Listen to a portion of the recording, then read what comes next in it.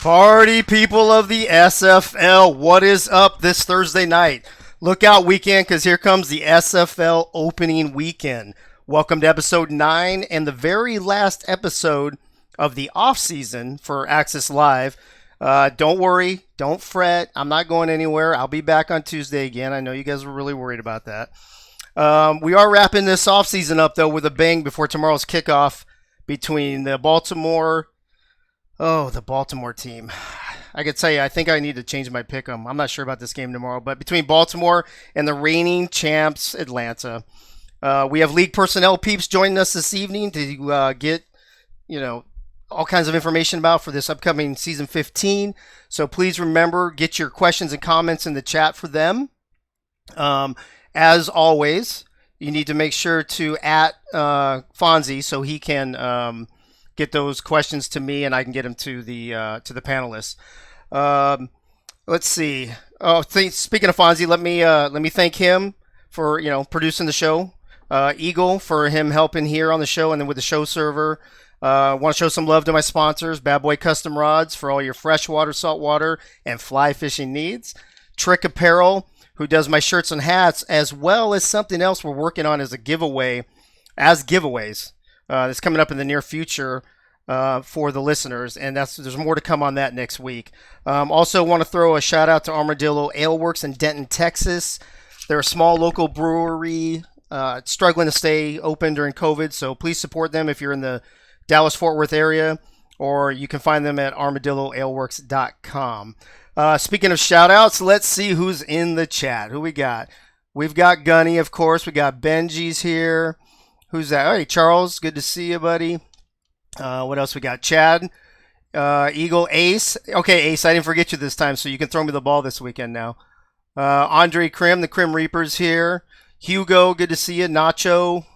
Man, there's a lot of Freddy's in here. Delaney Nash. We got a lot of people in here tonight, so thank you, everybody, for tuning in. Really appreciate it. We're going to have a great show with these league personnel, so let's get this party started right now. On the program tonight, we have, first and foremost, we have Cameron Irvine, the commish. Cam, how you doing tonight? I'm great, Dave. How are you? I'm doing outstanding, actually. We've got Andrew Rastelli, the deputy commissioner. Andrew, what's up? Hey, Dave. Thanks for having me. Of course. Marcus Dunhill, DPP in the house. Marcus, how's it going? Good, Dave. Thanks for having me. Of course. We have Rochelle Colston, the assistant DPP, also with us. Rochelle, how are you feeling tonight? I'm doing good, Dave. How are you? I'm doing great. We've got Chris Curtis, assistant broadcasting director in the house. How you doing, Curtis? Doing all right, thanks. Appreciate the invite, and hello, SFL. Of course. And, oh my gosh, look who just jumped in at the last second. Hacker, I didn't even see you sneak in, buddy. How you doing? Great to be here, Dave. How's everybody doing tonight? Good. Can you, hey, real quick, since I'm giving out names and titles, what is your title exactly? Director of what? Game Day Operations. Game Day Operations. Okay, sweet. A couple people weren't able to join us. Tom Rahman had plans already. Jeff Gagne was going to join us, but he's camping, and we tried to get him on, but the service wasn't very good. And Mark Hurwitz, Director of Compliance, had some things going on at work. He may join us later, but we're not sure. So we still got a packed house tonight, so that's good. Hacker, thanks for sneaking in at the last second. Thanks for having me. You got it, bro. You got it. Okay, so normally I would start the show off by going to Cam and working my way through the crowd, but I've really been dying to ask Marcus how insane this first offseason of processing all the free agent and rookie contracts went. So, Marcus, how crazy was it? It was pretty crazy. I had, thanks to COVID going around, I was off work when all the contracts started coming in. but I worked for probably 2.5 full days on just contracts for re-signing, and then another 2.5 full days of just contracts for free agents, and then another at least day and a half, 2 days for all of our rookies. So I was working nonstop for those contracts. It was quite a lot of work to go through, but I'm glad we got it done. Did you count up all those hours? I didn't, You but I gotta, could probably go back and look at it because I know when I did full days, I did 9, 10 hours. So it was probably 25, 50. It was probably somewhere around 80, 90 hours of contracts. that's perfect. You count them up and you can bill them to Cam, buddy.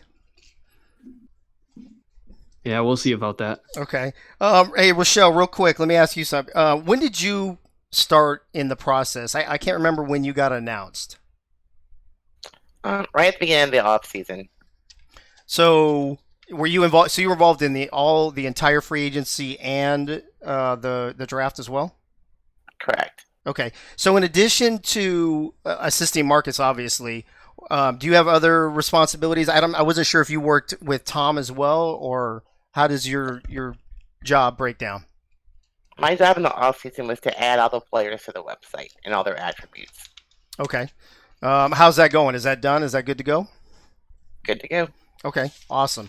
Let's see. Andrew, are you relieved that you're not DPP any longer? Yes. Or Next actually, this question. could be an or an and, or has Deputy Commissioner been even more challenging than you expected? No, I mean, Marcus talking about what he just did in my head. I'm just singing a song of, like stuff I'm really glad I don't do anymore. Doing all of what Marcus was doing, in addition to all of the kind of higher level administrative stuff that I was doing, like Marcus was pulling those days. I was pulling those days, and then I was also doing more. So yeah, it's kind of a relief, but I used that time to have a bigger bigger role in like the owners meetings and then also trying to reset the minor leagues and get that ready for October. Right. So speaking of the minor leagues, they kind of do contracts in a way, right? They do their player builds, and you have to put them on a team and all that. Obviously, it seems like it's a lot less strenuous. But one of the questions that I've heard from people, and I don't know if you've answered it publicly already, but I want the listeners to know, it seems like we've done a little better job of not having the players have to build their whole player before they move on to a team now. Once they get assigned to a team, then they'll be building their player later. Is that correct, or how's that breaking down? So this season, the way that it's working is when someone new joins a server, they'll grab a subscription. They will then go to the rookie check-in channel, but they'll only do it once. They'll go to the rookie check-in channel and say, I want to play a position. And Okay. they will name the position.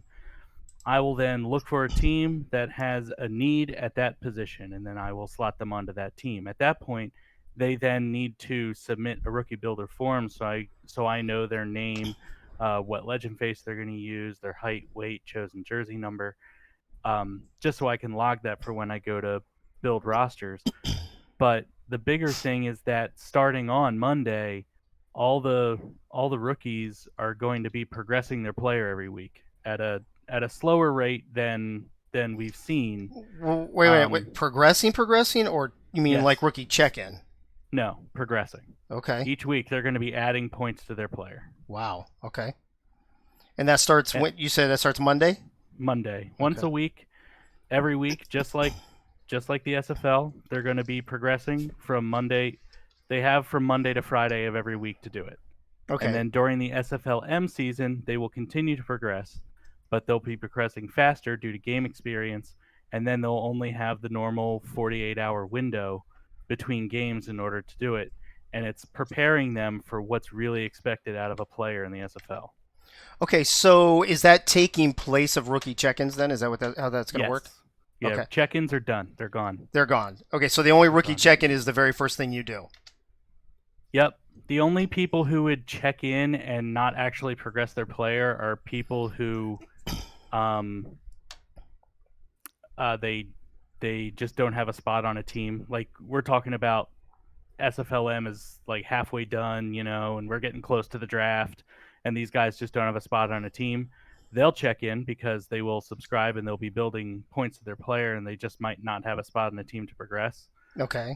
But they're the only ones, and they're going to be in the severe minority. Everyone's going to be having a progressed player come when the draft comes around. Okay. I actually wasn't planning on spending this much time with you first time around, but I actually have a couple follow-up questions I want to ask you. So before we get to Cam, I'm going to stay with you for a moment. One question I have then, so they're building their information basically on their player, then they're being placed on a team, which is great because I think the team can help them build the player attributes and all that stuff. So that way since they don't know what they don't know and they don't want to build a player badly. But what about the height and weight thing? How long do they have to change that? Because sometimes that can be a factor as well. They have until I build the rosters.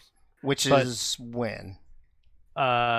Week 11 of the SFL Oh, season. so they have a while. Okay, great. Yeah, but it's one of these things where guys can build the player that they want, and if they're doing something that the SFLM coaches thinks is actually hurting them, then those coaches, should be stepping in and just giving advice. But SFLM coaches shouldn't be trying to perfect it. They shouldn't be telling a guy, oh, you should be 1 inch taller, or oh, you should be 5 pounds heavier. Like, just let it go. Like, if that's what the guy wants to be, then that's what the guy wants to be. If he's a 5'7" free safety, okay, then maybe you step in and be like, hey, you know what? Like, that's just not That's gonna not work. smart, right? Right. Well, okay. So last question, then I'm going to move on for this. I'm sure I will come back to you again about it. Are we still only allowing attributes on the minor league players? No animations again this season? Correct. There will never be animations on rookies. Okay, perfect. All right, Cam, you ready to get in on this finally? Yeah. Okay. I want to leave the broadcasting questions to Chris as much as possible, and then maybe you guys can go back and forth. But before that, I want to just know from you, what are you most excited about this upcoming season? Wow. I didn't expect that as the first question. Hey, I'm starting big, baby. What am I most excited for? I am most excited that our league has grown so much, and the championship game was 2.5 months ago. Right. Yeah. We crowned Atlanta as a champion 2.5 months ago. And think about all that's happened in the last 2.5 months. To see all of that hit the field, that's what I'm most excited about. Awesome. So what are you most excited about this weekend game-wise? I'm going to pull the schedule up so everybody can see it. I know scheduling, and I don't know if you guys do this on purpose, but obviously there's some really great games like, Johnny Pickler returning to St. Louis. You've got 2 Texas teams playing in the first week, that kind of thing. What on the schedule really pops out to you? So what pops out to me as a commissioner every year is which game is the most lopsided in terms of how people think it's going to go. Because I love seeing people and all their predictions and how they think they know everything all the time. It's very funny. I'm just, the whole, wow, obviously they're going to throw a touchdown here. Okay, But Sioux Falls and Portland, 172-42. And Portland is at home. As a commissioner, I look at that and say, okay, if Portland comes out and is very competitive in this game against the team that returned everybody, and was a within runner-up, yeah. This season, like week 1, if they're competitive week 1, this season's going to be bananas. Now, if Sioux Falls goes out there, takes care of business, whatever, it won't surprise me because they, as they have every right to be, would be the favorite against an expansion team. But that's the game that is most interesting that I am not calling. To me, is Sioux Falls and Portland, because I want to see what the fuss is all about. And if the 42 people that picked Portland to win know what they're talking about. And so that game is really interesting to me, along with the 2 that I'm calling, obviously. Okay, awesome. Let's move on to Chris for a second. Which game are you calling this weekend? Mine is going to be the finale. It's Vice Wars, Vegas and Denver. Oh, you give Vice Wars. Wait, you know what? Uh-huh. So even though that's the game you are calling, is it the most intriguing game to you of the weekend, or just something else? So I'm always going to be a little more biased towards the game that I'm calling because it's Vice Wars, because this story basically writes itself. It's been competitive every single time we've seen those two teams hit the field, but I have to go with a couple of different storylines going on this week. You have obviously Pickler returning to St. Louis. Mm-hmm. That story absolutely writes itself. Right. The other thing is I'm with Cam on the lopsided thing, but I'm looking at a different game. I'm looking at Tulsa and London. How in the world is Tulsa that hard favored over a team like London with returning players, decent picks in the draft? I think that one has a chance also to be pretty competitive and really throw the league for a little bit of a loop. But I mean, obviously, I'm going to pay attention to my team as well. Queen City and Storm. That's going to be a fun one. So there's a lot of really good matchups, as there should be week one. I'm really excited about this weekend slate. Awesome. Okay. Staying with you, what changes do we have coming in the broadcasting for season 15? Well, without spoiling too much, there's been a lot of work done. I'm very humbled to be a part of a great group of individuals who really put their best foot forward to make sure that the best product is on the microphone and in front of you guys every single week. And with that, you have things like the new graphics that are going to be appearing. Again, won't go into too much detail because I want you guys to like it and see what's going on. New graphics, some new displays that you got a little bit of a teaser for during the test game last Saturday. That was a lot of fun, and just some new features that are coming in that I'll leave to Cam to kind of spoil if he chooses to. But putting a bit of a surprise to it, I think is always fun. I will definitely ask that when I go back to him then. Okay. Hacker, since you snuck in here at the last second, and I just found out today about your position, why don't you tell everybody again what your position's called and what it is that you do exactly, and then I'll ask you some questions about it. Okay, so yeah, my position is Director of Game Day Operations. And essentially what I do is I coordinate between broadcast, stats, social media, and I just kind of combine all of those things. I monitor the ScoreStream app. I check social media to make sure that certain posts are being put out at the proper times. And then with the stats team, I work like with scheduling, making sure that teams are covered and guys are at the right guys and gals are at the right place at the right time. Okay. Can you also answer questions about stats? Mark Lopez wasn't able to join us tonight either. I forgot to mention him in the opening. Sure. I would hate to speak for Mark, but I can certainly answer some questions. Well, you've got quite a bit of experience on the stats team, right? Correct. Yeah. Okay. So take us through, in case anybody wants to join the stats team. If I say I want to join the stats team, what would I be doing exactly? Break that down for us. Okay, so whenever you join the stats team, we have a Google Drive folder basically where we try to give as much of the getting started info as possible. But really, it's you volunteering for a time slot. During the weekly schedule, you volunteer for a game, you show up, and then 30 minutes before a game, you connect to the call with the broadcasters to the producer, which is Cam. And then there's a Google spreadsheet that you log the plays on. Something new that Rochelle Colston actually helped pioneer along with Tom Rahman. But they thought that the sheet was easier to work with as a pair. So they paired up and kind of got that rolling. And a lot of people seem to think that it was easier to manage working maybe just offense or maybe just defense. And so that really helped people kind of get going and get started, because the big part of getting started is the quick math.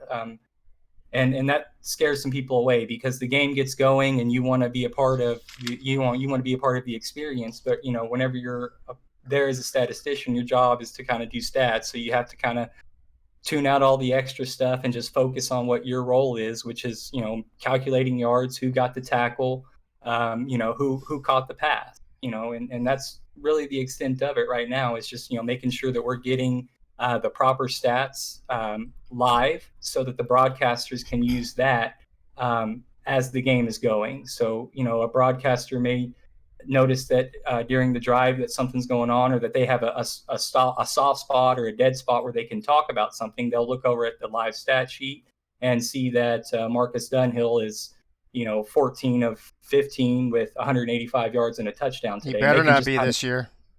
Well, Dunhill is, yeah. But they can just drop that in on the fly. That's something they can just pick up and move, and that's how the stats team is helpful to the product and what the viewers at home are seeing. So with some practice, I think Rochelle could probably tell you. I wish Tom was here and Mark as well, because I think the guys and gals that have put the time in and just stuck with it, done it a couple of times, they realize that it's just kind of a mental thing. Get some mental reps, and the speed and all that stuff just kind of comes with getting familiar with the sheet. Right. Okay. You know what? That's a We've good. had a lot of guys join. A lot of people join. I keep saying guys. We've had a lot of people join over the last couple of seasons that have really helped and really committed. And we've really seen a turnaround, I think, and it's gotten better. And I think the team that's there, they really enjoy doing it. They really want to help other people that come in, get up to speed. And so I think that it's kind of a group. Once you're in there, we want you to stay. We want you to be a part of it. I like the behind the scenes side of it. That's something that really attracted me to staying in stats, was like being a part of the production side, being muted, listening to the call, talking to 11 Sports and For the Fans as Cam and that producer doing their thing as the broadcast is going on, hearing all that, being a part of it, getting the stats right, and having the broadcasters use it, telling them, hey man, here's what's happening. They're 30% on third downs, and then here comes a third down, and then the broadcaster says it. I mean, it makes you kind of feel like you're a part of something bigger, and that's Right. really what I enjoy about being a part of the stats team. Awesome. Actually, let me segue to Rochelle real quick then. So, Rochelle, basically, it sounds like, based on what Steven just said, it's usually just one person doing stats, or sometimes two people. Is it ever more than two people, or is that about as many as you'll get? We'll have two, and sometimes we'll somebody actually shadows a game to learn what we're doing. The game 3. Oh, the shadow, right. Okay. How long have you been doing stats? This will be my 3rd season. Third season? You're going to do it again this season? Yes, sir. Look at you on top of all this work. You're a busy girl right now. With Tom Rahman as my partner. Yeah. So speaking of Tom Rahman, I don't know who can speak to this. Maybe Marcus can. What is Tom's title? Oh. Marcus, do you know? Let me see if I can get that for you. Or Sorry about anybody that. I can don't know jump off in the it? top of my head. Cam, go ahead. Assistant director of He's roster management. assistant director of roster management. Okay. Cam, are you the only one that could actually explain his job? Or Marcus, do you know what he does? I mean, I can. Otherwise, Andrew probably could as well. I mean, he works directly with Destro as his assistant, working with getting ready for all the rosters and everything that needs to, and then double checking to make sure there are no errors on the roster files week to week to make sure that as we move forward throughout the season, it's as error free as possible. We can make it for everybody who plays. Okay, so that's good. I mean, it's good that we've got quality control, and that's important. There's a couple questions from the crowd tonight. The first one, I already know the answers of some of you, and I have a feeling the others won't answer, but I'm going to ask it anyway. Ashley Jackson wants me to ask you, who's your favorite team in the SFL? I don't know how Cam and them are going to answer it, but if anybody that's not already on a team wants to throw out a name, go ahead. Other than my own team, I always liked Queen City even before I went there. Queen City, I like the brand, I like the color scheme, I like the history. I was always kind of attracted to Queen City. Anybody else? Besides my own, sorry, Cam. Go ahead, Rochelle. Besides my own team, I probably like Atlanta the most. Okay. Cam, what were you going to say? My favorite team is 14 seasons in a row without a forfeit. That's my favorite. That's your favorite team. Marcus, Yay. Marcus, do I even have to ask you that question? Favorite team is no longer words in my dictionary. What? I don't know what you're talking about. Oh my gosh, Yeah, this selected like from its this memory core. PC League stuff. I don't know about that. Never bro. heard of it. I don't know. Andrew, He's just a robot now. I guess. Andrew, are you willing to venture something out there or what? Absolutely not. Nah. And lastly, and Chris, I'm assuming you're going to say the same thing, but let's give it a shot anyway. Yeah, no, I can't have any Okay. biases, and nor will I like my team. Other than that, I'm gonna leave Okay. it alone. Awesome. Well, hey, Ashley, at least you can't say that I didn't try. So you're welcome. You're welcome, girl. Um, go. Okay, hang on. For Dags, my favorite team is the broadcast team. There Oh, you go. did somebody say that? Did somebody put that in the chat, or did you just make that up Dags yourself? literally has that in Twitch. Oh, There, he's yep. listed area. Oh man. There he is. So Dags, I wish he had been able to be on the show. At least he's listening. That's good. Attaboy, Dags. Thank you, bro. Appreciate that. All right. So the broadcast team, that was terrible. I should have seen that coming, actually. All right. One more question before I get, and actually, Cam, this is for you, and I'm going to ask you the next question anyway, so this is perfect. Eagle Mondavi in the chat is asking if you're on every single broadcast. I'm assuming he means like producing and stuff. Yes, I'm the executive producer. Ultimately, I do not want to be executive producer of every broadcast, and the league at some point will need me not to be, so that I can, work with people live as games are going on television, and I can talk with sponsors, and I can, I guess be more of an overseer or communicator of different departments and things like that to make sure that things are running smoothly. I can't necessarily always be doing those things during games if I'm directly involved in games. But for now, I am the executive producer. That is my main title, outside of just the commissioner and sort of overseeing the entire league. But yes, that's a primary role for me during the season. Okay, great.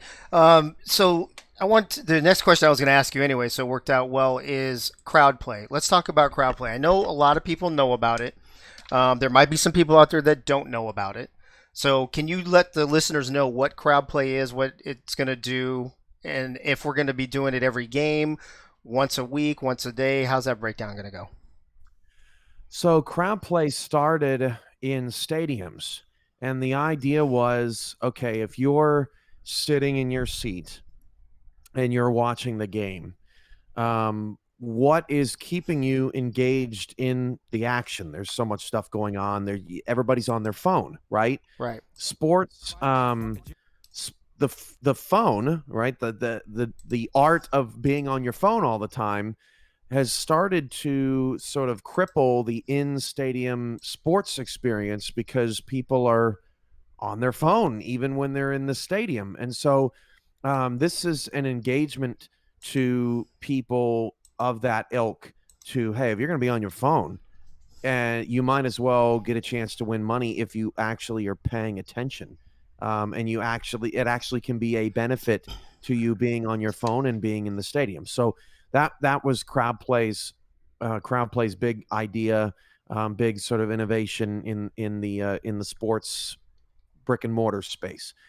When we kind of stumbled across one another, I the my primary pitch is, it all kind of happened around COVID. Mm-hmm. And if the whole business model is in stadium experiences, well, every good business has to evolve and find other avenues and other ways. And so why can't a person's couch at home be just like sitting in a stadium, for a viewer? And that's exactly the marriage there. So instead of engaging the person who's in the stands at the stadium, we're engaging the people that are on their couch, whether they're in the league or not. And if you're not playing tomorrow night, if your team isn't playing, outside of loving the SFL and it it being opening night and it being awesome, your motivation to show up for all of that game, for that particular game, is what, it kind of varies for people. But having crowd play involved and having a chance to to win prizes and things like that is very interesting for us, to have a partner like that, and very interested for crowd play to have a partner like us who can show them what it's like to produce an esports in-home entertainment experience when that's not necessarily their forte or arena either. So we're sort of helping each other build better companies and build better experiences for the viewer, for the fan, all things like that. And obviously our television partners feel the same way about being fan centric and having that sort of fan first mentality. So in terms of when we might see it, we're kind of in the exploration phase, getting sponsors together, so that we can guarantee more than just one game here or one game there, and we can sort of roll out a consistent lineup. Best case scenario for this season is a game of the week model. Worst case scenario for this season is just, they just pop up now and again, and be on the lookout for that. So do you anticipate this weekend just having the tomorrow night's game, or do you anticipate having stuff on Saturday and Sunday? Correct. Yeah, it's just tomorrow night's game, and then we'll see what the engagement level was for that game on national TV. Season opener for the fans has been pushing that season opener hard. Their Facebook promo video for the season has 58,000 views. Wow, that's really good for a Facebook video. So FTF is ready and rearing to go. And so are we. So it's going to be a big night tomorrow. And going to be a lot of fun. And then we'll all kind of take a step back, see what worked, see what didn't, and see where we go from there. Awesome. Now this is the thing, and I don't want to speak out of turn. Is this the thing that Wally had a hand in bringing to the league? Yeah. Wally found crowd play and sort of kind of got the ball rolling with us and got us introduced and it has a hand in finding sponsors, as does crowd play, as does the league, things like that. So that the best thing that Wally is good at is making connections so that the two companies can have synergy, right? If we've never had the meeting before, we don't really know if there is any synergy. Wally's great at getting those meetings and driving the bus and steering the ship. No, he really is. I just wanted to get on record that it was a Lone Star guy that did it. That's all. Yeah, I mean, this show is definitely totally unbiased. And it completely is. That, Dave. Yeah, this glorious show is completely unbiased.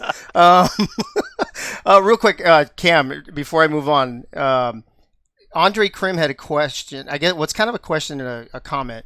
He says he can't do crowd play because it's not in Canada. It's only in the USA. Do we know when it might be North American wide? Correct. I don't know why crowd play is only United States. Every time you go into a different country, it costs money. You have to have the money configuration in terms of how many American dollars, right, etc., goes out to different people. Some laws with apps and cash prizes vary by country, so there's that hurdle as well. So when you're an emerging company like Crowdplay who's looking to do big things in the United States and just established a couple of years ago and is sort of rolling out and laying this foundation, it's kind of that whole don't try to run before you know how to walk thing, right? And so they're figuring things out in the United States market, and then I'm sure if it's a success, they'll expand into other places. But because they started as an in-stadium experience company, that's another reason why you might not see it in Europe, because that really wasn't a natural pivot for them, at least at the start. It was very much centric on the obsessive culture of sports in the United States. Okay, awesome. Last question before we get to Gunny's pearls of wisdom for the evening. Charles has a question. It says, if I rank number one in crowd play, can I get a Cameron Irvine bobblehead? Those, to my knowledge, do not exist. If they did, I think to try to get my head from not falling over, there's a lot of science and physics in that, and I'm not sure that we have a top guy for that. Do not exist yet. Yet. There's the key word, Chris. The yet. Somebody out there, I can't remember who, maybe it was you, Curtis, or maybe you remember, said, I want a Cameron bobblehead that when you press the button, it says kick it. Ooh, that's a great idea. I don't remember who suggested that, but I don't have a reference point on that. I was bet- not involved hey, in that conversation. Maybe we can get Wally on that too. I mean, he seems to know everybody. It was Charles. Charles on a broadcast last year. Oh, it was Charles. Okay. I Yes. could see that. Oh, congratulations, Dave. Another Lone Star shout out. Hey, I don't know how this show. keeps happening. I don't know how this keeps happening. He said that to you. He did. Well, he put it in the chat or in the chat actually, not just to me personally. Hey, I can't help it if my owner has some great questions. You know, that's just the way it rolls. Hey, Gunny, are you ready with your pearls of wisdom? I got to get off this bobblehead thing for a minute. Let's see if Gunny is there. Gunny, are you with me? Can anybody hear Gunny? Gunny, unmute yourself, bud. If he's not ready, we'll move on to Andy. He is not indeed. I don't think he's not ready. Okay. So actually, let me do this then. There was another question. Oh, you know what happened? Yeah, Gunny, he had to log off, log back on. He was probably having some issues. So I don't remember who it was, and I saw a question that asked about what steps are in place for the season to minimize league roster file errors. Now, I know we touched on that a few minutes ago, talking about now Tom's in there. I don't know if Rochelle has to do with that or whatever, but actually, Marcus, does this fall under your domain, or Andrew, does it fall under your domain? I guess it could technically be either of us. Andrew might know a little bit more than I do. My area of expertise so far has been we're doing contracts and progressions. So the other stuff that the league has in set in stone to help with that, I think part of it is Tom Rahman being Destro's assistant and making sure that they're double checking everything. When I went through and did our contracts, I went through and double checked and triple checked contracts. I went through and double checked and triple checked roster sheets. We're going to double and triple check progression as we go through. We want to make sure we do everything that we can to make sure there's as few errors and issues as possible going forward, because we want to make sure that this season is the most competitive season that we can provide to people. Right. And without any, issues that may put that in jeopardy. Now, Tom, that's a new position for this season, correct? He wasn't in there last season? Right. So it's another body to help with quality control on that. Yes. Okay. Rochelle, do you have anything to do with that as well, or no? Where'd Rochelle go? We lose Rochelle too? No, I'm here. I basically do the same thing that Marcus does. Okay. So you don't help, you're not really working with Tom at all, just with Marcus? Correct. Okay. All right. No worries. Hey, Gunny, are we ready to rock and roll? I'm good now. Okay, perfect. Glad you you popped out and came back in. So you can go ahead and start talking whenever you're ready. Good evening, SFL. Tonight is Season 15, Kick It Eve. Good luck to everyone in Season 15. I'm sticking with my previous prediction of Sioux Falls being crowned the next SFL champion. I send best wishes to these former teammates. Chicago, Mikey Improda, Jesse Vick, Ron Hoff, and Ryan Yosef. St. Louis, Eagle Mondavi, and Jacksonville, Anthony Cece. If you're looking for a way to make an impact, look no further than the stats team. Reach out to Mark Lopez and Steven Hacker. Don't forget your Season 15 charitable donations. Announced today, check out the Sector 6 replica jerseys, and don't forget to download the Crowd Play app in time for tomorrow's season opener. That is all. Everyone enjoy the rest of the show. Awesome. Dude, Gunny, you're on the ball, I swear. I mean, you basically covered the whole show. I think we can just wrap it up right here, right now. Let's go back to hold on a second. Let me get that off of there. Let me go back to Andrew for a second. Andrew, do you want to comment at all with what Marcus was saying about the roster file stuff?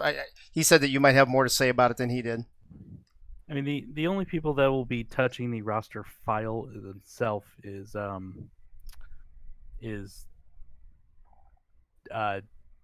Destro and or not even Destro. Cam will be touching the roster file, because the roster file has all the playbooks on it. So so really, he'll be the only one touching the roster file that has the playbooks entered on it, and Tom will be confirming things using the TXT file that gets exported that the owners get every week, and just making sure that everything is where it's supposed to be, and just trying to confirm that all the progressions every week that come in that are accurate and in place. Okay. Awesome. I have a question from the crowd I'm going to ask, and I'm going to go through the whole thing. So it's a little bit of, not necessarily rapid fire, but I'm going to start with Curtis at the top. There was a question. Somebody asked, what is the most rewarding or challenging aspect of their role? So I think, Curtis, you can probably answer this as both the assistant broadcast director and as a broadcaster. So I'll start with you. So yeah, twofold answer. One, as a broadcaster, most challenging part, I'd say. So this one's more individualized because broadcaster, but the fact of being legally blind and trying to catch up with names on screen is probably one of the more challenging things, but also one of the more rewarding things, because when things go right and I have an absolutely awesome call, I feel really good about it, and there's goosebumps, and hopefully the crowd loves it, and that's just how it goes. Super rewarding as far as that goes, but also challenging, with trying to catch up to everything going on screen. As the broadcast director, or as the assistant broadcast director, I should say, it's the most challenging part is clearly working under Mike Daggs. I mean, let's be real here. Well, I think everybody knows that. He even made you come on the show tonight, for God's sake. Right. He sent me to do his dirty work, right? No, so he could go party. Yeah, Daggs is great. He has taken on a load of responsibility and done things that I like. He does things in 5 minutes that would take me hours of research and things like that to do. And the man knows his way around different programming things and Google Sheets, for instance. He's a wizard as far as that goes. But I love him to death. He has me do some of the grunt work that he can't do, but will definitely volunteer to do most of that grunt work if he can. He has a hard time reaching out for help sometimes, so sometimes I have to punch him in the arm and say, "Hey, let me do something." Right. Hey, let me do something. So, but challenging, I don't know if that's necessarily as challenging as much as it's rewarding, because our dual efforts get to make the broadcast team flow, and when we see the broadcast team improve week over week, especially with the new guys that come in, it's a lot of fun to see, and it just kind of rewards our efforts right there. Okay, awesome. Rochelle, let's go to you next. We haven't talked to you in a little bit. What's the most challenging and rewarding aspect of your role as ADPP? Probably the most challenging thing is the turnaround time of everything. It has to be very, very quick. Like, you keep progression and it has to be in before the game day. Right. Rewarding is getting it all done and making sure the website's up to date. So, just curiosity, how much time do you normally have to get that done? Well, after progression, we have until playbooks are due, basically. So 2 days, 3 days to do 22 teams. 444 players. Yes. Yeah, correct. That's a lot of work. Holy smokes. Okay. No wonder Marcus needed some help, man. Hacker, what about you? Most rewarding or challenging aspect of your role? I'd say the most rewarding aspect is just, when the games go live and we have, a team of statisticians, we have broadcasters on point getting fed, good info. That's really rewarding. I came from, a point in time whenever broadcasters weren't necessarily on every single game. So I've kind of gotten to see the fruits of these labors, I guess. And it's just something that again, that's why I stick around. It's just, I find so much value in it. I think it adds a layer to our game. So that's what I find rewarding. The challenging part is, the scheduling, getting everybody on the same page, getting everybody trained, answering questions. It's just, sometimes you got 20 different people asking you 20 different questions kind of thing. You have to have some patience and understand that you got to walk everybody through it. Everybody's on a different level of understanding. Some people have never used Discord before. Other people have streamed online and they understand all this stuff, so it's just you have to kind of get to know what level of experience each person is, and that can be a little bit challenging at times. Okay. Marcus, what about you? For me, so far, I think the most rewarding thing is in the off season when Cam did those re-signed shows in the free agent frenzy, because I was the one processing all those contracts that everybody got to see. So it's super cool to me to see everybody's excitement, because for me, that 20-30 minute show that you guys watched was like a whole 9-10 hours. It was a whole day's worth Right. of work for me. So for me, it was really rewarding to see everybody's high level of engagement when I spent so much time getting all that done so that everybody could have a show. And I know Cam put a lot of work into that too. But it was just really, really awesome to see that all that work, paid off and everybody was excited for how those went. And for me, I think the most challenging thing so far, at least, was when we were doing the rookie draft. We had 70 contracts in the first 4 rounds, I believe. And all 70 of those contracts had to be turned around before the supplemental draft and processed. So that was about a 4-day period that we processed those. And not only did we do that in a 4-day period, but I was also back to work. So that Monday, Tuesday, Wednesday, I had worked 10-hour shifts and continued work. So I worked 30 hours in those 4 days. So I wasn't around to do as many my contracts as I did before. And Andrew gave me a hand with some of them to make sure we got through everything in a timely manner. But it was a little bit of a crunch time, making sure everything, because it needed to be done before the supplemental started. Right, a little overwhelming for sure. Let's see. Andrew, you're next. Most challenging and rewarding aspect of your role? I mean, in my new role, I was really proud of how the minors kicked off last season, and the fact that in the first couple of weeks we had a couple minor hiccups behind the scenes on my part, but that was it. Like from weeks 3 through 8, it was smooth sailing, and everything went really well. So that was really satisfying. And then to see how that carried over into the draft was also just really, really satisfying. And I'm really stoked for how it's gonna play out for this upcoming draft as well. And it's that I don't know. I know that it's probably how Cam felt when like the SFL finally like got off and going, and I didn't have to struggle nearly as much because he had done it already. So kind of had the groundwork already laid out. But yeah, it's really satisfying to see a complete season of play come and go that you kind of facilitated. Okay. How many players were in the SFL minor league last season? Each team had roughly 21 players on it, so 168. And what do you anticipate for this season? Over 300. Wow. Are you still the only one working the minor leagues? Yes. Okay. So we're going to need an assistant deputy commissioner pretty soon, or what? Maybe. We'll Maybe. see how it goes. Okay. I'll ask Cam about that next. Cam, what about you? Most rewarding, challenging aspect of your role, which I'm sure you have a million of them, but if you really break it down, what is the most challenging and what is the most rewarding? Yeah, it's going to be hard to pick just one.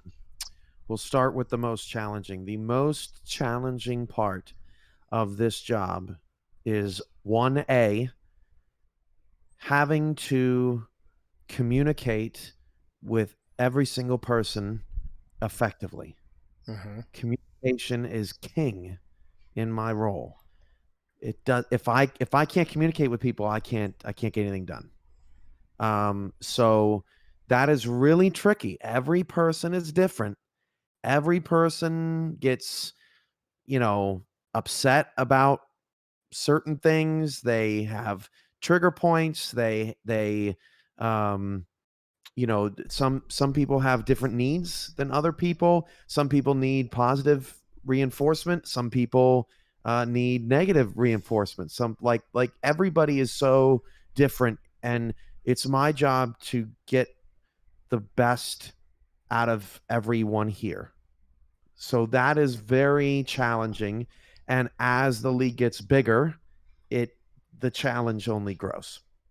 So that's huge. That's a big one. And it so that's 1A. 1B is, from the moment I started this, it was okay. I have a big dream and a big vision of what this will look like one day. And I don't have all of the pieces to it yet, but I've got a nice picture. And every day that picture gets a little bigger and a little bigger and a little bigger. It's my job to take that picture and get everybody on board. This is where we're going. This is why. This is what I see. This is the future. This is this. This is that. And move people in a direction before they even know why we're going there. Because if I can't, if I'm not following my vision and following my gut, right? My gut of, okay, this is going to be a good direction, or this is not going to be a good direction, then the league can't continue to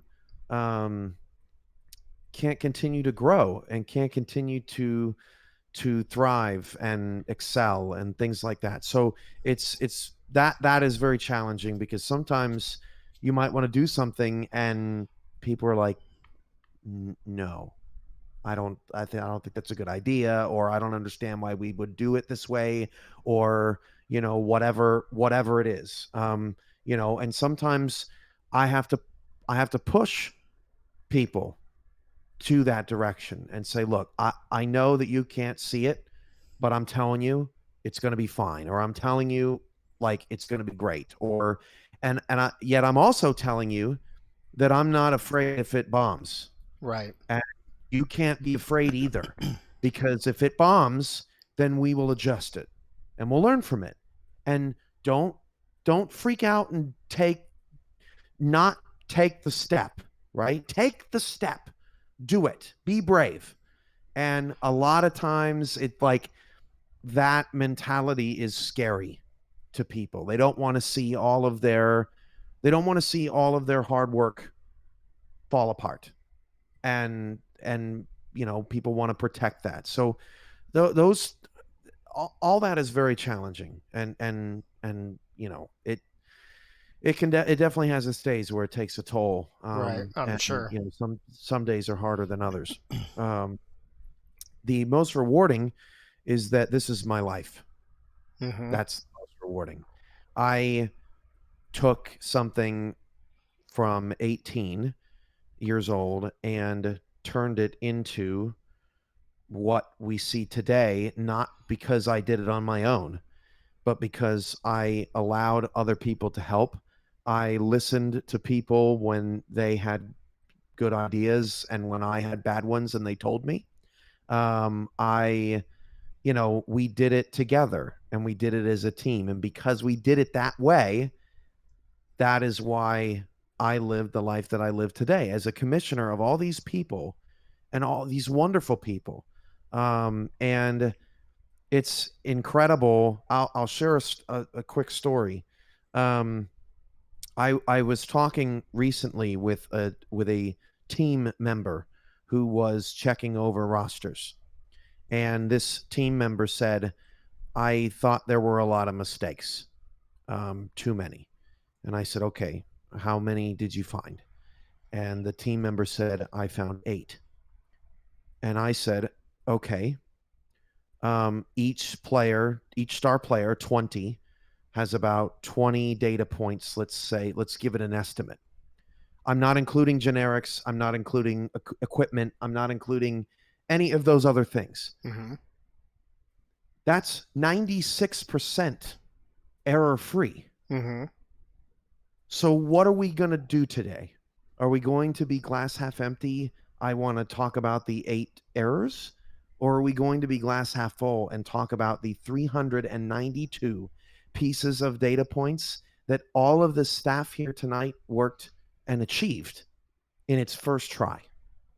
I want you to tell me when there's errors, but I also want you to recognize the miracle of 96% with 440 players and all these contracts and all these rules and all these different people and their different skills and their different talents. I want to recognize the good, promote the good in people, in people's work, and in teams and people's stories. And my background is journalism, and I am a storyteller. Tell me a good story. Don't tell me a bad story. And if you're going to tell me a bad story, tell me a happy ending. Right?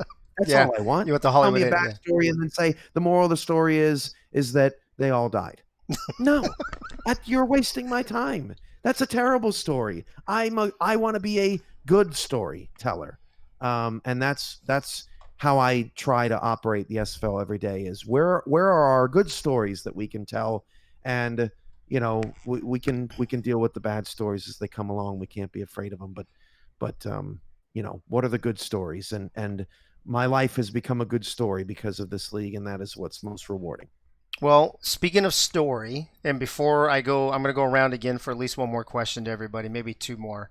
So if everybody doesn't mind staying a little long, we're going to go over about 15 minutes, I think, tonight. Can you tell everybody listening the story behind this surprise replica jersey announcement today?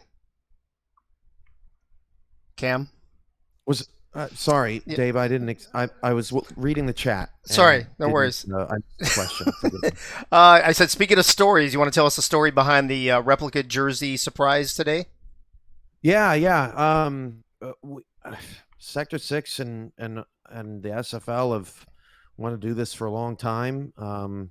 It's not easy taking 22 pictures of uniforms from the game and telling a apparel company just do that, because that's basically what we did. We showed them and said, hey, do that. And that's putting a lot of weight on them to get done. And we went through, a handful of revisions, and Tulsa sleeves are actually white, but I didn't get a chance to fix it because we had a certain team, Ramos, go in general chat and say, hey, they're all up. Amazing. Way to go, Ramos. Those type of days are frustrating for me, who is a promoter of I was just telling Rastelli actually earlier today. I said the minor league schedule came out. He said, yeah. Yeah, I posted that, by the way. Yeah, and I said I didn't realize it was coming out today. Yeah, I posted. Well, can't we have a little bit of fanfare or something? A little bit of build up. I am right. That's just I'm a hype man. I understand that if I can get people excited about stuff, then it'll give them something to talk about, and we'll keep people engaged that day.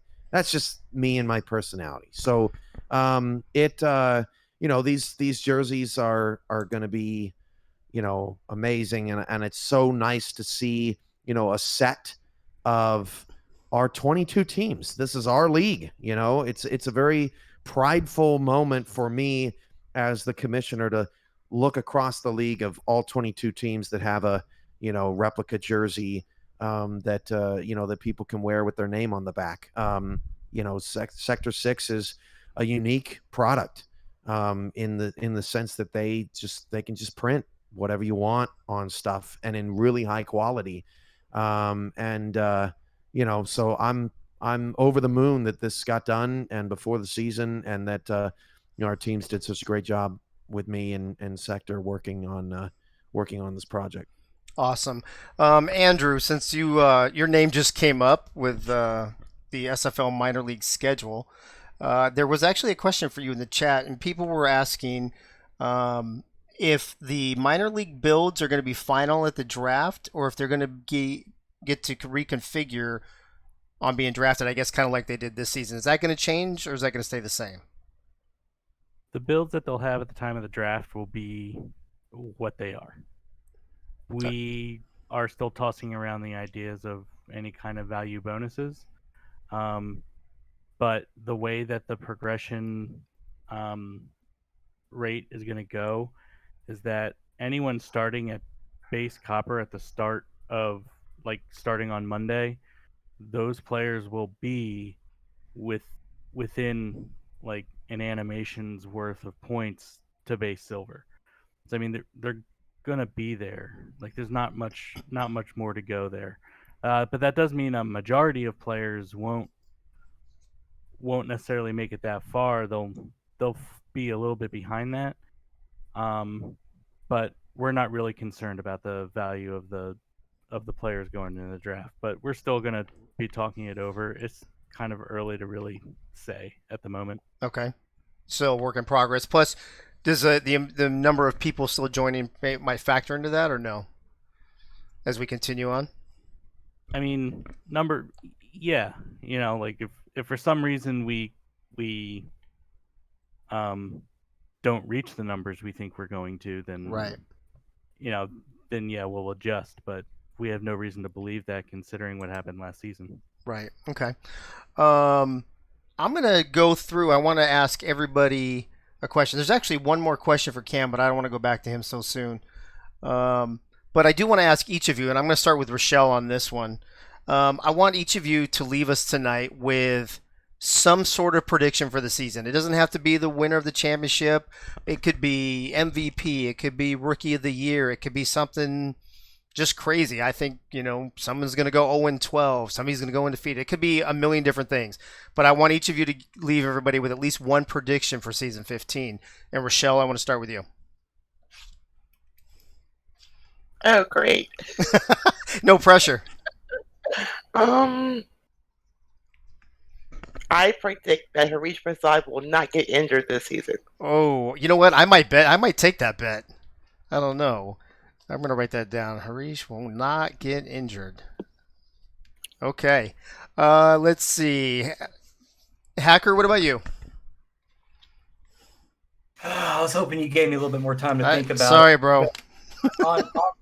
One of the first things that popped into my head was Robert Redford in Vancouver. Wanted a little bit more time, but let's go. He may push for Offensive Player of the Year. Let's try that. Offensive Player of the Year. Okay, I'm writing these down just so I can hold you guys to them at the end of the season. Let's see. Chris, what about you, buddy? What's your prediction for season 15? For season 15, don't ask me which teams are out and which ones are in, but I predict at least 3 new teams that did not make the playoffs last year will make the playoffs this season. 3 new playoff teams. Okay. Got it. Marcus, what about you? What's a prediction for season 15? My prediction, when you get new expansion teams and new owners, you never really quite know what you're going to get from those teams. I think with what the work Gerald did in St. Louis, helping St. Louis get to the playoffs for the first time in their team history, going on to have an expansion team, I think Louisiana is going to come out of the gate being a lot stronger than people expect. Are you That's predicting? my prediction. So you're predicting the playoffs for them? I wouldn't be surprised if they made the playoffs. Okay. All right. Andrew, season 15 prediction. Marcus kind of took mine. I was going to say that an expansion team makes the playoffs, and it's kind of a cop-out, though.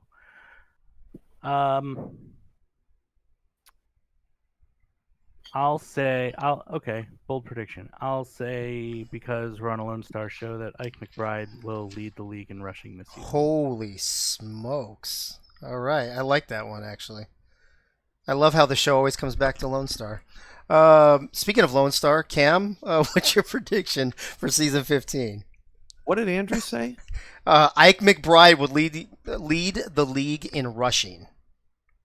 I didn't realize Andrew was such an ass kisser, but apparently that is. I was just going to say I love having Andrew on the show all of a sudden. My prediction for season 15 is that an 11th team will make the playoffs. An 11th team? Yes. So you're gonna? What do you think you're gonna have, like an extra wild card game or a play-in game? It will be an extra wild card game. Yes. Okay, I'm writing that down. All right. Welcome, Dave, for breaking news on your show. Breaking. My prediction sometimes just gets to come true. Well, let's see. Okay, I write it down. Play-in game. You guys heard it first here on Access Live. Nice. Before we go, Cam, there was another question for you, and I kind of want to even expand on it more. Basically the question was, how big does Cam want the league to get team wise? But I want to maybe even push it out further. Team wise, player wise, even minor league team wise. What is the goal? What is the dream size wise?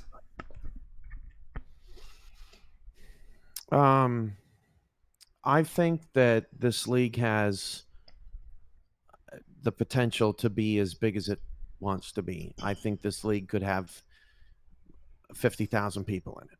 It could have 50,000 people in it because it is broken off into so many different, leagues under the one main league.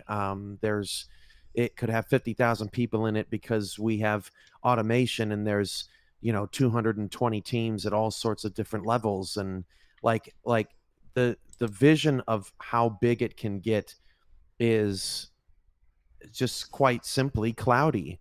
What I said on ESPN Radio earlier this week rings true in the sense that the more people that we get, the more I find that there's just more great people out there that are talented, that know how to do things that either none of us know how to do, or that I've never thought about before, have different perspectives, have different connections, people and who they are and their life experiences open doors. We still are working with all of the developers of football video games, and those could take a turn and change the game, in lots of different ways. You just really never know. All you have to do is keep your head up and see the surroundings and see what opportunities are out there. Now, if you're talking about, just the current model or whatever, it's all about how successful we can be, as an entity. Do I have the ability to hire more staff? If I do, then I can expand, I can grow, right? Mm-hmm. If I am unable to hire more staff and I'm unable to, to juggle that growth, then we have to make the hard decision not to grow, which we've done multiple times in the past. We had about a year and a half or 2-year period where we had 21 teams. And that was very frustrating for me as a guy that wants to continue to take the next step, but it was the right move at the time. We just weren't ready for that next leap. And, when we're ready next to take that next step, we absolutely will. It's just evolving. When you're when you're creating a category, you're the leader. And we go where we go, Okay. Got it. We are over time a little bit, which is fine. I appreciate you guys staying on. I appreciate all the listeners tuning in. Let's just real quick. I want to go through. If you don't have anything, it's okay. But I just wanted to see. Start with Chris. I'm just going to start at the top of the list. Was there anything tonight that you wanted to mention or talk about that we did not get to? No, not really. Other than giving some love to the people that are not in the show, that are pointing some things out in chat like a Dags and like the other staff that's in there. It's kind of cool. Other than that, I'd like to go around the table and, if you don't mind, and get a prediction for everybody's winner for tomorrow night, or for the season? For the season. Okay, all right, Andrew, you're up first on that list. Who do you think's going to win the whole thing this season? Out of your mind, Curtis? I know. I wasn't even going to ask that, but now that he brought back to the well, I don't blame him. I just want to be on the record. I didn't ask that question. Go ahead, Andrew. He's going to win it all. I feel like we're on a trend right now where teams that have not won it all have the advantage to get there first. So I'm going to say the Sioux Falls Sparrows. Okay. Let's see who's next. Actually, Gunny, if you're available, I want to get. Oh, you already said Sioux Falls. I already know yours. Hacker, what about you? Fort Worth. I'm sorry, I couldn't hear Cheater. you. I'm sorry, I couldn't hear you. I actually thought you said Fort Worth. Say that again. I did say Fort Worth. You can't pick your own team, bro. Come on. Cheater. I'm not. I'm in my own lane, man. Fort Worth. You're unbelievable. Unbelievable. Wait, Chris, did you give a prediction? I did not. I was Okay, I'll gonna save have you for Ray last. go That's fine. around. I'll I save you get for mine. last. No, that's perfect. Marcus, what about you? You're probably not going to like what I have to say, but I honestly don't really have any idea just because every season is so different. Yeah. You know, but before the season even kicks off, I mean, I could give you a slightly better idea after we see the teams play this weekend. But with all the roster expansion, the new teams coming in, some coaches moving around, some coaches going back, owners going back to coaching.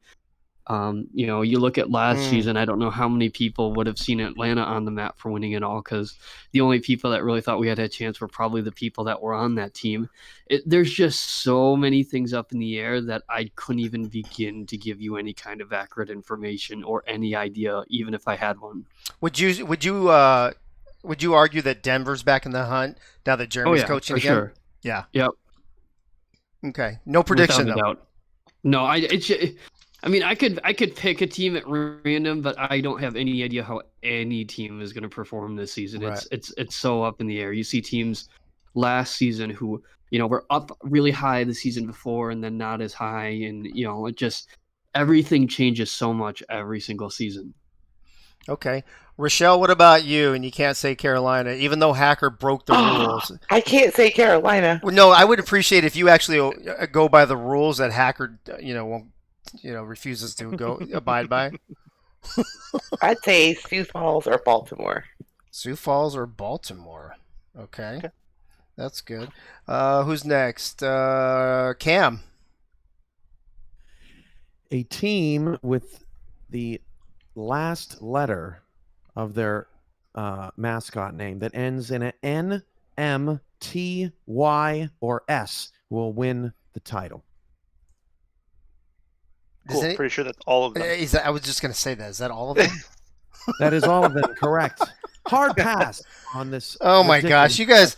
I knew it. You know. But I will go back to your original, much better question, Dave. Thank you. Which is anything else we wanted to mention tonight? Yes. So some departments we didn't talk about tonight too much.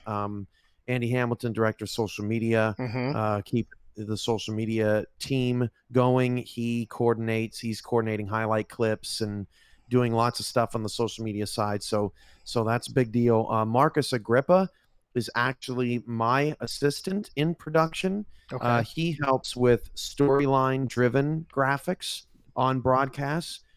So I'm, if you see a score bug or the commentator graphic or an instant replay or whatever, that's me. But if you see let's look at a quarterback comparison, that's Marcus. And so Marcus and I work together, to kind of put together those productions. So he's very important to the process. And then also too, just to quickly touch on this, the whole, roster file errors thing. It's important to note that a lot of different people look over a lot of different things. For example, like Dags put in the chat earlier tonight, which I think is an important point. We're not looking for spelling errors. Like, we're focused on attributes and making sure that, people have the right animations and stuff like that. But what's also important is that somebody's name is spelled right. And so Mike Dags is looking that over as he goes through and builds rosters for the broadcast team. Every broadcast team person has rosters of all the teams in and their height and weight and how long they've been in the league and what team they formerly played for and when they were drafted and all that, because of Mike Dax.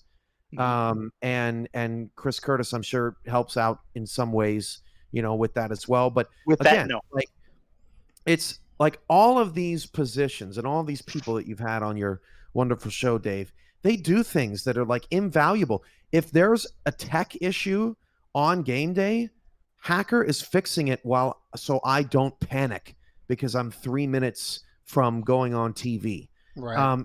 If a broadcaster joins the broadcast team or a statistician is new. Curtis sets him or her up with all of what they need to be successful, in that arena, because it's not easy to produce games as we've seen throughout the preseason as teams. I've sort of released the preseason to teams because you know what? Teams need to know how to do some of this stuff too, so Right. that they can be successful. And so, And we've seen a lot of technical issues in the preseason games this season as well. And it goes to show that it's not just we just show up, and press start and here we go. Right. There's a lot of pieces there. So there's a lot of people who do jobs, either here in this room or who aren't in this room, that a lot of it just goes unnoticed and unappreciated all for most of the year. The fact that it's happening, we love the league for what it is, but it's the individual people of that league that help make it possible. So I just wanted to give a shout out to some sections of league staff or support staff or people that do a lot that we haven't really gotten to tonight. So. And piggybacking on that, Gunny also put in the chat, shout out to the writers of the Beat team as well. So there's more people absolutely, all the podcasters, everybody that creates content. I mean, especially the beat writers, though, I think, because people had to step up into those roles when we lost Ray. So that was, yes. And I think Slim Shady was the main guy that's really stepped up and to keep that going, right? Shout out exactly to Slim Shady, and he's still very high up in that department. He was he's been in that role before, and Jeff Gagne was new blood, and I just loved his enthusiasm, and I thought he'd do a great job, and he has far exceeded my expectations, as has all of the teams, by the way. Unbelievable how much goes into winning a game in this league at this point. It blows my mind, because I remember in season 1 we had teams that, I mean, they just never made any changes. They're like, well, let's see what happens. And that was season 1, and how you won sometimes by just whatever. Yeah. You do that today and we're pulling you off TV in the middle of the game. So would you say unequivocally that this is will be the most competitive season we've had? It would be impossible for it not to be. Okay. It's just even just in a very short period of time. Andrew, when would you say that we had coordinators or scout? We had more than one person doing coaching per team on every team. When would you say that sort of took place? Never. Never. Easily it exists never. Today, so help me out here and don't push me off a cliff. I think he's pushing you off a cliff. Yeah, he totally pushed me off a cliff, and now he's popcorn. It's never happened. We've always had teams where the owner was stick it out, and I mean, we still have one or two where they stick it out and do all of it, all the GM work, all the progression work, all the whatever. Remember what I was talking about, Dave, earlier about communication? I do, and you know what? It's recorded now, so it's in here forever. Anyway, my point is that there was a time where every team the owner just coached the team. And that seems like a very distant memory. And now the mass majority of people have, at least when you combine front office and coaches and all that, at least 5 people that are either scouting, doing general manager things, or are co-owning the team, are a coordinator on the team, things like that. So it would be impossible to not have the most competitive season. Gotcha. This season, it'll be phenomenal. Okay. Well, Curtis, bringing it full circle to you, bro, since you brought it up, what's your prediction? Yep. Who's going to win it all? I'm going, actually, if it's not going to be Queen City, I don't know if it will or not. I'm just going to be completely honest with it. I'm going to go Jacksonville. Jacksonville does not get enough love in this league for what they can do offensively, and I think they'll be able to adjust to losing their defensive line of doom, as it was called. And I enjoy what they bring to the table, and I think it's their time. I actually agree with that. I think there's a few teams though, and I kind of take what Marcus was saying. There's going to be a handful of teams I think that are going to be in the mix. I think like Andrew talked about, definitely teams that haven't been in it before. I think actually Charleston looks pretty good this year. I have my eye on them. Yeah, as well. And I agree. I think that one of the expansion teams, at least one expansion team or new team, I guess, of the four, will make the playoffs. I do want to give a little bit of love, going back to a previous point that was made on the roster sheet, that I don't actually do anything on the actual roster sheet. That roster sheet is done entirely by Dags and the family. And I got to get a little bit of love to somebody who's very underappreciated and does maybe not want to be appreciated in the community as much, but Kelly Dags. Dags. Are you strictly because she has to put up with him, or what's the deal? Well, I mean, part of it, but also because they literally sit down and do the roster file together, as far as making sure everything is right, making sure everything is in place before it gets to where it's going. So, got to give Kelly some love, and hopefully Dags is in the chat to pass that along. If not, I'm sure it'll get to him at some point. I'm sure somebody will tell. Yeah. Camera technician and a roster file extraordinaire, Kelly Dags. Awesome. Okay. Well, on that note, we will start wrapping this shindig up. Thank you to the panel. I appreciate you guys being on. I appreciate you sticking around a little extra tonight. Most of all, though, I think we all appreciate all the work that you guys put in. So Chris, Curtis, Andrew, Hacker, Marcus, Rochelle, and Cameron, we truly appreciate everything you've done. And basically, and I think I wrote this to Cam once before, is basically creating our field of dreams that we all get to partake in on a daily basis. And so we really appreciate it. Thank you to all the listeners that stuck it out with us. Thanks to Gerald and Eagle for helping me produce the show and get all that stuff going. Do want a couple of things real quick. Number one, there's going to be a special edition of Access Live after the game tomorrow night. I've already got owners and GMs locked on, and I will probably throw in a player or two in there as well, depending on how the game goes. So immediately following the Atlanta-Baltimore game, we're going to do a impromptu version, if you will, of Access Live. So if you want to hear from the teams that played in the very first game of Season 15, tomorrow night's the deal. Also, starting next week, we're going to flirt with a little bit of a new format. Because of the off season, there's so much going on, and I wanted to get so many people on the show. We had more guests than I would normally like to have on, I think, to squeeze it within an hour, which is what I'm going to try to do once the regular season starts, is keep the show at an hour. But we're also going to change up a few things with the guests. I'm going to have a couple different panels on, and we're going to have some giveaways. So the format's going to change a little bit, but we'll still be here at the same thing. Well, I'll still see you at the Tees every Tuesday, Thursday at 9 o'clock on Twitch. Lastly, I want to throw out there the Survivor pool that Johnny Pickler's been running. I think it's up to like, gosh, I don't know, $1,200, $1,500, something like that. It's really up there. So I think tonight's the cutoff. If you want to get in on that, contact Johnny. And he'll get you started, because tomorrow the season starts, so that's it. Once the season starts, you can't get involved. So thank you again to everybody for being on the show, for listening to the show, and especially when we go long like this, I really appreciate everybody hanging in there. So as always, I want you all to have a glorious evening, and I will see you at the Tees.